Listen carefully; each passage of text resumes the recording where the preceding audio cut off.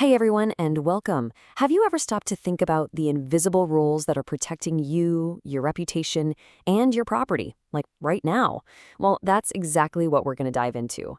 We're going to pull back the curtain on some basic Malaysian civil laws that honestly shape our entire society. Okay, let's get into it. Okay, just imagine this for a second. Someone posts the comment about you online that is a complete and total lie, and it starts to spread. It affects your job, your friendships, your whole life. I mean, it's infuriating, right? You'd feel totally helpless. But are you? Is there anything you can actually do about it? This, right here, is where civil law steps in. You see, these kinds of everyday problems, whether it's a careless accident or really damaging lie, they're the reason we have these laws. They're the moments when we need a system, a framework, to help us find a solution and just set things right. Now, what's really cool is that the law has a specific name for these situations. It's called the law of torts, and it comes from this old Latin word tortus, which literally means twisted. And honestly, that is the perfect way to think about it. A tort is a civil wrong, a twisted act that hurts someone else and makes the person who did it legally responsible. This is the bedrock for how we seek justice. So, how does this whole torts framework actually protect us? Well, let's start with the most important thing we have, ourselves. The law gives us some pretty powerful tools to guard both our physical safety and, yep, our reputation. So let's jump into our first big concept. This is the tort of negligence. And, this isn't about someone trying to hurt you. Not at all. This is all about harm that's caused by carelessness, when somebody just fails to take the proper care that the law says they should have.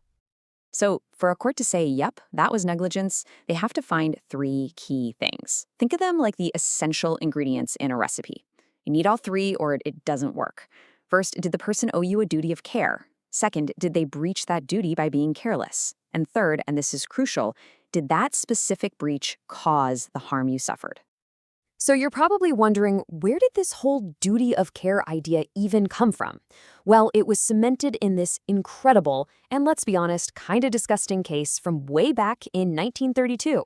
It's about a woman, Mrs. Donoghue. Her friend buys her a ginger beer. But the thing is, the bottle was dark glass, so you couldn't see inside. And what was inside? Oh, just the remains of a decomposed snail.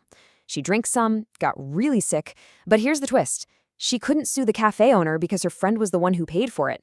So she did something pretty revolutionary and sued the manufacturer directly. And the court's decision was an absolute game changer. It created what we now call the neighbor principle. The judge, Lord Atkin, said this, which basically means we owe a duty of care to anyone we can reasonably predict our actions might affect. So the manufacturers should have known. They should have foreseen that a contaminated drink could hurt the person who eventually drinks it. In the eyes of the law, that made Mrs. Donoghue their neighbor.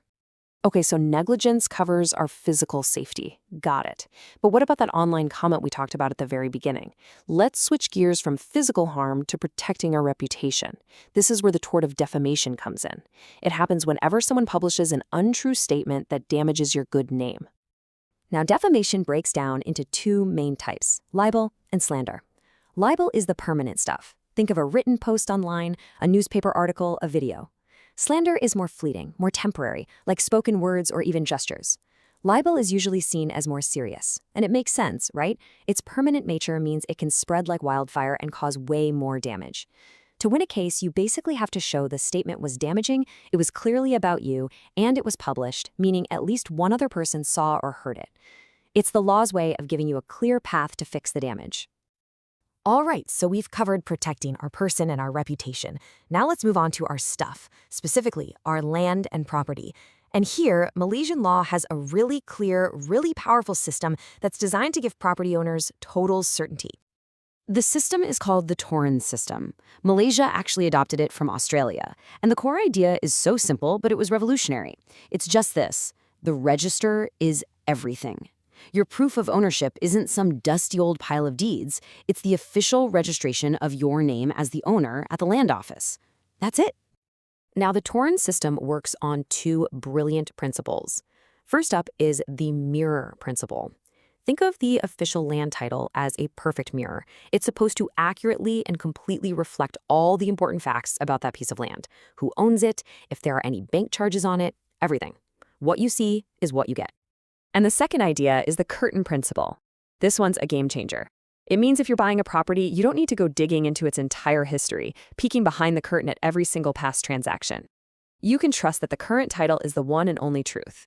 This is exactly why doing a simple land search is one of the most powerful things you can do as a buyer in Malaysia. You get to see exactly what's on that mirror before you buy, giving you total peace of mind.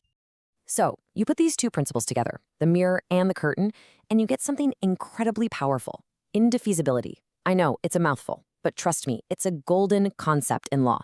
It means that once you are the registered owner, your title is like a legal fortress. It's immune from attack. It's the system's ultimate promise of security.